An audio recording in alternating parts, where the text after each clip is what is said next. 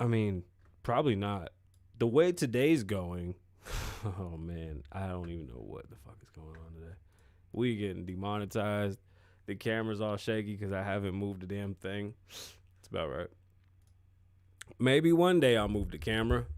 Maybe one day, said the host indubitably. Indubitablisk. Is indubitably a real word? Well, that was loud. You can't listen to the music on YouTube, so head over to Apple Podcasts and leave a review. Listen to the music of the show.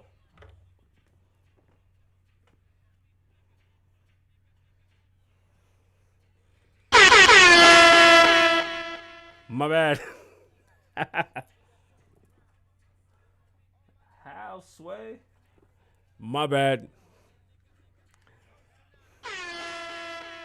Now I can't hear it. There it is.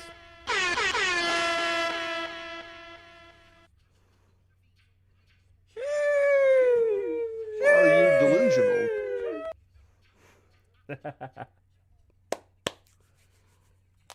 Oh my God, bro.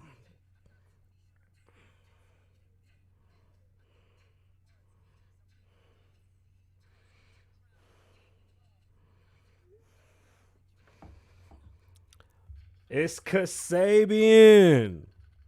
Kasabian Lavoe. Wow. What's going on, beautiful people? My name is Kasabian Lavoe, and of course I missed the catch to catch it with the clapping on this little stupid thingy. I ordered the sound, the real one, but I don't have it yet. I don't even want to talk right now. I'm so just pissed. Yeah. Hey, what's going on, beautiful people? My name is Kasabian Lavoe. Welcome to the Kasabian Lavoe Show, where today we're off of Facebook. Over it. I will be posting clips to Facebook and clips only. If you want to keep up with the show, go over to YouTube. This is where we're going to be. This is our main home besides the paywall. And we're not even doing the paywall yet. I really don't want to do the paywall. You got to stop texting me. You got to stop texting me. You just got to chill right now. Sorry. Anyway, welcome to the Kasabian Lavoe Show, where things are interesting. There's really no good news, so I'm going to try to keep it as light as possible. I really want to keep it as light as possible. But honestly, there's a lot of just... the world is going through turmoil, and what we're witnessing is changes in power. What we're witnessing is post-corona scarvy. There's a lot of people that want to get out the house. There's a lot of people that don't want to sit around and wait for hold on. Yeah, I'm gonna cut that one off. I don't even want to do it today. There's a lot of people that don't even think that we won't go into a lockdown. You know what I'm saying? Like the idea of a lockdown is almost inevitable at this point. So things are changing around the world, and the United States cannot control it, and we'll talk about that today. Eminem cannot win a versus. That's the lightest topic we got today. That and Cassidy versus Tory Lanez. Like, if you've even been keeping up with that, which I really don't know why nobody in hip hop has given a shit about the Tory Lanez and Cassidy beef, which is fucking hilarious. I thought it was a great idea of a beef. It seemed like it would be a great idea of a beef. I'm not sure if Tory being canceled-ish and Cassidy being corny has anything to do with it, but we'll talk about it and we'll see what's going on with them two. Haiti, there was an earthquake over the weekend. Haiti. 50 Cent got me again. I can't front. 50 got me again. Lizzo had a rough weekend. Let's talk about her rough weekend and how we can help each other, and let's see if we can do better as a people. And of course, we'll be talking about Al Qaeda, the Taliban. Well, not Al Qaeda. I'm sorry. I think it's just the Taliban. But we'll be talking about the Taliban, Afghanistan, and our president and what exactly he's has accomplished or hasn't accomplished. It's man, it's a heavy weekend. It's a heavy weekend. Let's get Haiti out the way, because I feel like Haiti is going to get thrown to the back if we don't talk about Haiti and remind people what's going on, because the stuff that's happening in the Middle East is everything is equally fucked up. Can we not play the woe's me game and let's just keep it a buck right now? from Haiti to Afghanistan, there's nothing good. Like, this shit is bad, and I really don't even know like how to my nerves are getting to me because I really don't even know how to articulate properly what I want to say. Let's talk about Haiti. The earthquake that hit Haiti was massive, and Haiti has the worst luck. It sits on a fault line. It sits literally on a cursed piece of fucking land. It's crazy. Excuse me, the Dominican Republic, nothing happens. It's an island. It's a shared island. Nothing happens on one side of the island, only on one side. It's crazy to think that that's even a thing, but it's that insane to even witness when you're there and when you see what the people have to go through. From the Clinton administration or the Clinton Foundation and many other organizations that have robbed the Haitian people of donations, money, help, and everything else that we could do as a collective. Can we stop robbing them and can we help them? There's millions of dollars that were collected and never given to anybody over there. They started spreading the money, and I mean the Clinton Foundation had been investigated on over it's like $13 million or some shit, or $23 million or some shit that was missing for Haiti. Can we not do that again? Like, Haiti's falling the fuck apart. They need help. They need funds. They're going to need all the humanitarian support that they can get. The death toll is, as of right now, from ABC News, we're at 14. Wow, that's a lot of people. We're at 1,419 people. And the injuries have skyrocketed to 6,000. At this point in time, you know, Haiti's really in a disastrous, state of emergency? I'm sorry, I'm lapsing it, and my memory's lapsing. It's hard to just put that number into perspective. Yo, 1,500 people gone. Don't forget about Haiti. However we can help, let's help. Reach out, talk to anybody that's out there that they can, you know, if they can relay funds, if we can find a legitimate, I guess, I don't even know how we would vet a foundation. If we could find something, if somebody could bring it to my attention and we could really vet them and honestly have a legitimate foundation that's going to help Haiti and the Haitian people, bring it my way so we can spread it and we can help the Haitians. And let's not let this get quiet because of all the other shit that's going on. Like Haiti, this just happened this weekend. Massive earthquake, lots of people hurt, and they need help. So let's do everything we can to help them, on top of COVID, Delta going crazy, and everybody catching it. It's not a good time right now. But please, do what we can. Let's all do what we can to help. And let's, pray for Haiti. This one's tough. I just don't even understand how you fix this problem. Same thing with Cuba. Let's not forget what's going on in Cuba. They're still dealing with the same thing. I'm not 1,000% sure if the internet's back up. I got caught up in a couple of things, and I kind of stepped away. Just needed to decompress because this shit is heavy, man. You wake up to negative news. Like, that's the one downfall about doing something in this aspect where I got to read the news and stay abreast of what's happening. It's not good. A lot of this shit is just so depressing, and it's like, I don't want to see babies getting hurt.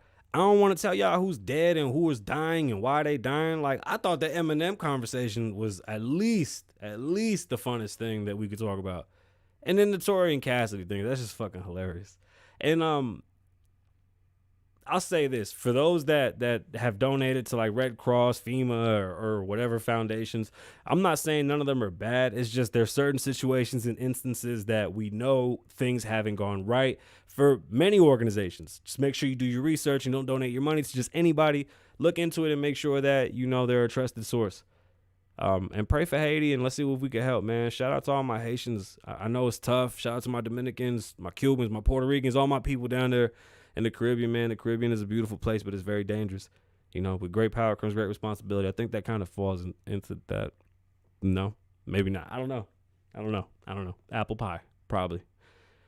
Oh, we're so off Facebook, bro. I swear, dude. That's how I feel. 80s babies got it the worst. That's how we started this podcast. It was like the second episode in. 80s babies have it the worst. Mid-80s babies have it the worstest. But the 80s babies have it the worst. And from parents that just didn't know shit just because they were like brainwashed by boomers and idiots prior to them. You know, our generation grew up under the guise of just put your mind to it and you could do it. No. Say no to drugs. We grew up in the crack era. We grew up check this shit out. Right? If you were born in the 80s, you have seen now what? Desert Storm, a couple of presidents. You've seen a father-son president duo, right? You got, did we go through Bush? I believe so. Yeah, Bush was in the 80s. Was it Bush, Ford, Bush, Clinton? Who else? Bush, Obama, Trump, Biden. Let all that shit sink in. So if you were born in the 80s, those are the presidents that you've had to endure. That's one. Two, Desert Storm. We've had to deal, well, I think before Desert Storm, we had to deal with Hurricane Andrew, which tore up Miami. Shit, we felt that all the way in New York. We had to deal with, the San Andreas fault line in California. We had to deal with the droughts in California, which created skating. And I say the 80s babies had to deal with that, and I think that might have been in the 70s, early 80s, but nonetheless, in the 80s babies are very unique. I mean, we came from the big TVs to the flat TVs. Like, I lived in a house that had that big box TV with a little TV on top, and you had to slap the shit out of it to make it work. And only had 4 channels with nothing crazy. Then, now we got flat screens that are thin, paper thin, and can do everything and anything that you just talk in the air. Like, my grandmother used to be afraid of the TV because her mother would tell her that if she changed in front of the TV, the people could see her. I used to laugh. Like, Grandma, you crazy. Can't nobody see you through the TV. If my grandma was here right now today, I could tell her. And I told her that one time at the hospital. I was like, Grandma, you used to say that abuelita would tell you not to change in front of the TV because people could watch you. Well, now motherfuckers actually pay to watch you change in front of the TV. Times have changed. The 80s babies that have gone through some of the most amazing things that will never happen again, from playing outside to being computer kids to like I said, war-wise, Desert Storm, Afghanistan. We've had to deal with Y2K, 9/11. We've had to deal with the recession, COVID. What else? That Y2K shit was crazy. I think I want to do a whole episode of Y2K. We had to deal with that. How many times that we were told like mad, just weird like wives' tales and urban myths and legends and shit that never made any fucking sense. If you eat cake batter, you get worms. Flies only live 24 hours. Somebody said, I asked people, I was taking a poll, I wanted to know, what were the lies that you were told? Because I think there was many lies that we were told, but I was asking people what lies they were told, and they were like, oh, when your parents whoop your ass and say it's going to hurt me more than it hurts you. I mean, I didn't mean your parents. I meant in general. But people just don't know how to read. So that's why I'm not on Facebook anymore, because Zuckerberg is una mierda. Why do 80s babies have it the worst? What did we do? This doesn't make any sense. 3 economic collapses. 3. The dot-com bust. We didn't even get to make money off the dot-com bust. We just survived through it. LimeWire. You know how many viruses my computer had so I could steal music, so I could listen to 50 Cent talk shit to Ja Rule? These kids will never know what that's like. We went from Game Boys to the first discs that we put into video game playing to now that we don't even have discs anymore. You know what I'm saying? Our cars went from being pieces of shit to self-driving. Like, we thought we was going to live in the Jetsons, and we pretty much grew up in the Jeffersons. I mean, bro, I had a phone with the dangly, with one of these mierditas for years when I was a kid. Like, my kids ain't never seen a house phone. You know what I'm saying? Shout out to the 80s babies. This is just a random 80s. I'm putting it together for another piece of content that we're going to put out. But I'm going to put out all the shit 80s babies have had to endure, because it's a lot. So let's get to Biden in Afghanistan, and then we'll talk about Eminem and Lizzo. So if you haven't been watching the news, which a lot of people have been, I posted a video on my story on my Instagram, Kasabian Lavoe on Instagram, and people are trying to escape Afghanistan in any way that they can. They do not want to live under the new law that may be presiding over them. So I presented this question earlier to Mandy because I believe that we have to step back and really evaluate the situation. First and foremost, I want to say I agree with the president. I know. I do. I think we should get the fuck out of there. We should have never been there. The conspiracy theories will start all over again, and they will generate so much content for the next couple months, because we've been in a country invading, sitting there doing all this shit for the past 20 years for no reason. The country that we've been invading isn't even the country of the people that we thought or that we have captured that had did the attack on 9/11, because we went over there to take care of the people that attacked 9/11. I'm not going to get into that whole conspiracy thing, but if you know, you know, and we will. I'm going to put that tape up. We have a lot of content coming for that whole 9/11 thing, because now I just feel like now more than ever, it all makes sense. Like, we've attacked this country and we've sat in this country and we've tried to change this country for so long for no reason. We need to walk away. Like, when do you allow whoever is going to conquer to conquer? Like, they literally, it's not a good thing, but it happened. The United States really doesn't have the power to just sit around and police the world. It's not our job, nor should it be. And I don't care what nobody says, although we are powerful. Yes, we can help, but we shouldn't be there for everything. If the Taliban have taken over Afghanistan completely and want to put it under new law, I mean, if they conquered it, aren't they allowed to do what they want? I mean, as long as they don't kill people, we can go over there, and we have to meet the new leaders and let them know as a globe, we have rules. You're not allowed to hurt your people. You know, the standard shit, bro. Don't be a fucking terrorist to your own people. Don't kill them and torture them. And we don't got to come back here and just flatten this all out. You know, this administration is very coy and they play pussy, but Biden has been against this forever. And I can honestly say that he has been. He's always talked shit about it. But to me, he talks shit for the wrong reasons. At this moment, I don't care what the reason is. The statement's true. We need to get out of there. Stay out of there and then help as best we can.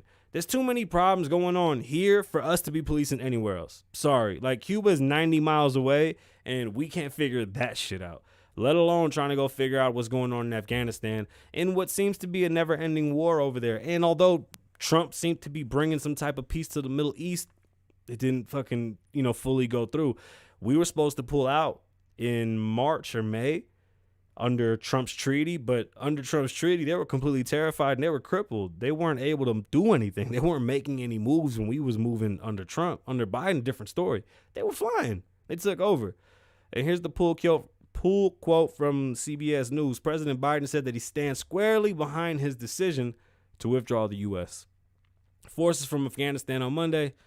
But admittedly, that swift collapse of the central government caught the U.S. off guard. Now, swift is beyond that. These literally, they went and took all the cities one by one. And then they went to the Capitol and took over the Capitol. The president fled. He ran off. He was like, yo, I don't want no parts of this shit.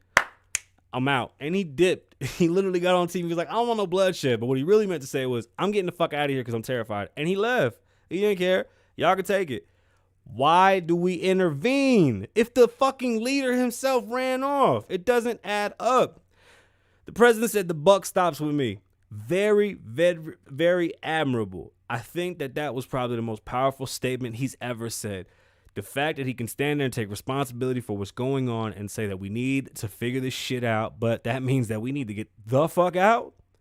I think he could have said it better, but honestly, I'm not even mad at that. I'm very, very pleased with what he said. We should have been out of there a long time ago. A lot of our friends, a lot of our kids, we're getting to an age where our kids are going to start being affected by shit like this. I don't want to go to war with these people. I'm sick and tired of going to war with these people. It isn't our job to teach democracy in other countries. Sorry, this experiment worked here. It ain't for everywhere. It's unfortunate because the rights of the women, the rights of the children, the rights of the people are at risk according to us. And that's where I have a problem, because you can't say that they have any issues. That's just how that's their religion. Those are their rules. We frown upon them, so we want to push our views. And due to the internet, a lot of these countries that don't actually agree with the things that we agree with because of, what we call misogyny, to them, they're like, yeah, women don't belong here. Women don't do this. Women don't do that. And we say that's fucked up. We want equality. Women should be able to do what they like, and they should be treated as equals. The internet has given that power to so many women that they allow them to drive in Afghanistan. Like, it is amazing to see the power of the internet, but at the same time, with great power comes responsibility. That should be the name of the episode. With great power comes great responsibility. Because you have people seeing what we do and watching what we do in America, and in most countries, that type of shit is not even acceptable. Like, we could say fuck the police and nothing's going to happen. Y'all say that and it could be off with your head. Our women are, I tell my daughters all the time, y'all very powerful women. You have my blood in you. You are very aggressive. You are business types. You are smart. You're beautiful. All these things. Here, we're lucky we were here. America is amazing. The American dream will never change, man. Yeah, we might move the goalposts from time to time, but freedom is freedom. And, you got bozos like Arnold Schwarzenegger talking about screw your freedom. No, fuck you. That's crazy. Not screw your freedom. We've never lived in a country where we had to be afraid. Like, you don't walk around with a helmet to protect other people. And that's all I'm going to say about that whole other shit. But don't say screw your freedom, because that happens. People were hanging on to a plane that was taking off of a runway it was like out of a movie. People were grabbing onto the wheels, to whatever they could hold on to as the plane took off, and they were falling off the fucking plane. Don't tell me screw my freedom. Fuck you. I don't like that. You are an immigrant yourself. Watch your mouth. How about that? These people are literally living in hell, bro. They're living in hell. It's fucked up. It really is, because how do you help in this situation? I don't know. Sometimes answers aren't necessarily the ones that you want to hear, but we have to give it. And honestly, what was going to happen if we stayed in Afghanistan for another 15 years? We're going to sit there and continue to tell them what to do when they don't even want to do what we say? Like, it's not our job to impose, will on them. We can't tell them how to fucking live, how to operate. It's just not how it works. Either, look, y'all want to play in the global market, this is what you got to do to play in the global market. And that happens a lot with sanctions. But guess what? Like in the Cuban situation, all these sanctions that they're putting on the Cuban leaders, that's only affecting the people. They just go, oh, fuck y'all. We living good. We got money. We don't got to trade with y'all. Cuba has learned how to self-sustain, so they don't give a fuck. They don't give a fuck. I don't know what Afghanistan needs. I don't know what we give them. I don't know exactly what these new leaders. What if these new leaders are actually great leaders for the global economy? What if we can convince them to change some of their ways? What if they're not as bad as we think? Who are we to judge? Like, unless they're killing people for no fucking reason, then yeah, we can say these are bad people. I'm not vouching for them. All I'm saying is that if they took over, we have to sit there and hear them out. Like, they won. Who the fuck are we to say, no, you didn't? Yeah, they did. They took over that motherfucker one by one. Imagine somebody came to America and took California, New York, then went one by one, Nevada, Florida, Texas, Montana. I'm talking about they going all over this motherfucker, bro. Skip all the way up to Alaska, hit Atlanta, go to Hawaii, and go back up to Maine. And they take over one by one and take over the capital. What we supposed to do? We just gonna fucking sit there and let them. They won. You gotta let them. I honestly have never seen people do what those people were doing in Afghanistan. And if you haven't witnessed it, honestly, it's like the Taliban have literally just... First off, they were smaller than the army that we left behind. The American army was training and preparing the Afghanistan troops to protect themselves for the past 20 years. He said there was 300,000 trained soldiers that we left behind, and they were taken over by like 1,000 dudes. Guess what? You're fucked. Not our job to go back and clean that game. We're not going to clean that game up, bro. We got to stop. Did I talk about the 80s babies and how shitty it was to be an 80s baby? How ugly was Alf? Why did we get like the coolest movies with the shittiest graphics? That's another shitty thing. Like, I'm just going to keep on writing down shitty things that 80s babies had to deal with. Capri Suns. Did we get those too late? I can't remember. Or were we kids when Capri Suns were a thing? How come Capri Suns have straws? Anyway, you should just like cut a slit at the side and go, pause. Pause. My bad. Oh, man, I'm editing the shit out of that. Okay, let's talk about Lizzo. And then, you know what? 50 Cent got me. I'm not even done watching Raising Cane. I'm like halfway into the first episode, blown away. If you don't know the story about the battery in the sock where he beat the kid up, he actually has a song on the Get Rich or Die Trying soundtrack. Take a listen. Something happened where he got beat up and his grandmother sent his ass back outside with a couple of batteries in the sock. That's an old New York thing. It might have happened in Cali. I don't know, but I'm from New York. I mean, my West Coast living started as a teenager, so that type of shit. Will your mama take you back to fight after you get beat up, and if you don't win, you're going to get your ass whooped right there by your mama? Like, oh, man. That Raising Cane is good. 50, you done it again. What a great move. What a great show. So far, so good. I love the idea of this power universe. I think anything that has to do with the streets is always going to do well because there's so many of us that come from poverty and we just kind of enjoy the stories. Like, sometimes you want to live vicariously through the characters instead of having to really go through it. So it's pretty awesome to see 50 continuing to push the envelope. He's definitely changing TV. He's bringing color to TV. Like, it's dope, bro. Like, it's really, really dope. All we need is like a little Puerto Rican drug dealer. Yo, holla at your boy and we'll talk about it and we'll do some things. Hey, did I tell you about the 80s babies? No? How about stick shifts? Can't believe they made us learn that bullshit, huh? Those are gone. Remember when they were like, oh, you gotta learn multiplications because you won't walk around with a calculator in your pocket everywhere you go. You remember when I said biggest lies 80s babies was told? That was one of them. For sure, that was one of them. All right, so Lizzo was on the internet crying, saying that she's been cyberbullied, saying that they were making fun of her, they were being racist towards her. How frustrating. I don't even know how to put words to it. I feel bad for her. But the problem that she has is a fixable problem. It's weight. All she has to do is just eat healthier and work out. And for a person that's on stage as long as she is and that does the job that she does, as an artist myself, it takes a lot to be on stage singing and dancing for any period of time. So, yes, she has developed a stamina. Is she healthy? No. She's healthy skewed, right? When you're heavy, they can read your vitals and say, okay, your blood looks okay for a person of this weight, or your heart rate and your heart health is good for a person of this weight. It's not healthy to be overweight. It's not nice to make fun of someone that's overweight, but it's a you choice. And if you have a medical condition, I mean, when you're a celebrity and you have money, those type of medical condition things, like, that's kind of like, are you going to do something about it or spread awareness for it, or are you going to do this? But this isn't the issue. The issue is Lizzo does shit that's literally asking for fucking attention, and the wrong attention. Like the fact that I saw Lizzo's ass cheeks at a Lakers game and she sat those ass cheeks on a chair at a Lakers game make me never want to go sit at a Lakers game. That is weird to me. You're always shaking your ass. You always doing these weird like over sexual videos, and then people talk about you and you feel bad. If you put it out there, you have to be ready to take what's coming with that. Like the good and the bad. Like, not everybody wants to see your ass. Sorry. I mean, it be that way. Not everybody likes big women. Not everybody likes whatever. Everybody has likes. Everybody has their own preferences. Shit, I like what I like.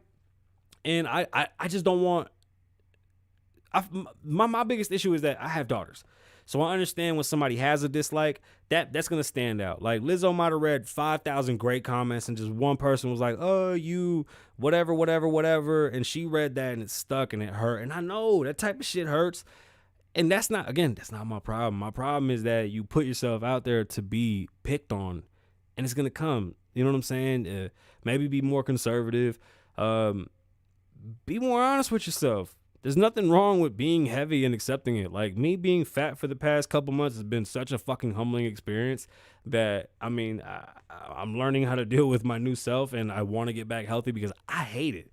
Personally, I hate it. I hate not fitting clothes well. I hate not moving well. My asthma always fucks me up. I think I've had COVID 17, 18, 19, the remix, the Delta, the Phi Beta Kappa. I've had all that shit. My asthma is so bad that I got to stay on top of my health, and I work out consistently. It's not a matter of not working out. I enjoy working out. Some people don't, but just don't cry victim if you put yourself in that position. I think that's basically my point. Sorry if it was long-winded. All right. Eminem in the verses. Eminem in the structure that verses has been made in, where you play 20 songs each. You go head up with another rapper. You play 20 songs. Eminem does not have 20 songs to beat any top tier rappers. Sorry. Eminem is a rapper that raps to rappers. Eminem sells out stadiums. Not many people can. Small list. Jay-Z, Kanye, Drake, and we're talking rappers. Shit, who else? Stadiums? That's it. So Kanye beats them all. I guess the battle that would come out of that would be Kanye and Drake. So then you would have to say Eminem against Jay-Z. Unfortunately, content is going to be a big deal when it comes to Jay-Z and Eminem because Jay-Z doesn't have necessarily the most giant club smashes. I know there's like 15 of them bangers that he could play. And Eminem is going to have a bunch of, this looks like a job for me and everybody just follow me. And I know what people are saying. I'm listening. I've seen the list. I've asked for lists. But you haven't said shit. Every song that Eminem plays or Eminem has is not made for a battle. Like, as an artist, we have to make music for certain situations. I tell everybody all the time, I'm an in-the-car guy. Music. That's my music. My bad. I'm an in-the-car music person. Car guy. Fuck, my baby's got me hooked on cars. But let me explain. I am you put me on before the club, after the club, on the way to do something, reminiscing about some shit. You want to listen to a good story. You want to get put into a good mood. I'm that guy. I'm the person in your ear while you're driving to go get it popping. I've never been the club guy. I fucking hate clubs, but I do got club music. Now, Eminem doesn't have a catalog of like pop music and then hip hop. Eminem is just a good fucking rapper, and he's got some dope joints. I mean, newer stuff would kind of ring off better in this type of battle, in this type of verses, but he doesn't see Jay-Z. That's one. Who else? Kanye, he can't touch Kanye. Stop it. He doesn't see Kanye with a 10-foot pole. He can't touch Drake. Can't touch Drake. I'm an Eminem stan. He can't touch Drake. So who else does he have? Who else can Eminem battle? 20 for 20, and I said 10 for 10. 20 for 20, Eminem can't battle nobody and win. Somebody said, oh, you got to compare him to, you got to look what Jada did. Stage presence, da-da-da-da. No, shut the fuck up. Jada did what nobody thought Jada could do. But the best rapper isn't necessarily the best rapper that everybody says is the best rapper. It's usually the second or third guy that's had to endure all the bullshit from every single person. Like, you don't understand. Jadakiss rapped under Big and hung in there. Then DMX, then Jay-Z. Puff produced. There's a lot of things that are going on there. Jadakiss is probably one of the most underrated to unrap fans, if that makes sense, right? Because as a rap fan, we all know who Jadakiss is. Top 5 Dead or Alive was hilarious to me. I never saw it that way. But time showed me something different. And that's why I like Versus. That's why if you look at Versus for what it is, it shows a lot of things. Like, unless Eminem has another introspective, introvert type of artist that he can go against, Eminem doesn't have smash hits that we can listen to. And if we're talking features, it gets even worse for him if we're going off of features. If we go off of features, he can't touch nobody. Nobody. Sorry, Em, like that. I'm an Eminem fan, and the way that Versus is structured, Eminem cannot win. Can't. He would have to have nothing but features. It's the only thing he could do. And you can't say I'm wrong. Y'all don't know what y'all talking about. Y'all fans of his raps. You're not fans of music. Like, it's about musical ability. The Verses is about whose attention you're going to keep, you know, how well your music is aged. And like I said, the 2 Trailer Park Girls go round the outside, round the outside, round the outside. All that bullshit is cool, but do you want to hear that in the Verses? Can we be honest? Like, are we going to talk about the Verses and just be like, oh, Eminem is just the greatest? No, Eminem is hands down one of the greatest lyricists, one of the greatest rappers of all time. Eminem is not one of the greatest songwriters of all time. Eminem is not one of the greatest pop writers. You know what I'm saying? Like, he's a rapper's rapper. He really is a rapper's rapper. He's at a caliber that not too many people can reach. And that, by no means should be played down, but you can't win in the Verses. It's just not going to happen. It's not going to happen. I mean, I've said there's a lot of artists that are more urban legends than even, like their urban legend has surpassed what they've even accomplished in their lives. And there's a lot of them. There's a fucking lot of them. You meet them in real life and you go, oh shit, that's all bullshit. The fans made you that. Okay. I get it. So like I said, bring your 10, I'll bring my 10. But Eminem cannot win the Verses. I'm going to go play video games with my friends. My name is Kasabian. Live in the moment, don't live in the past. Be safe, stay dangerous. Lavoe loves you. Wine.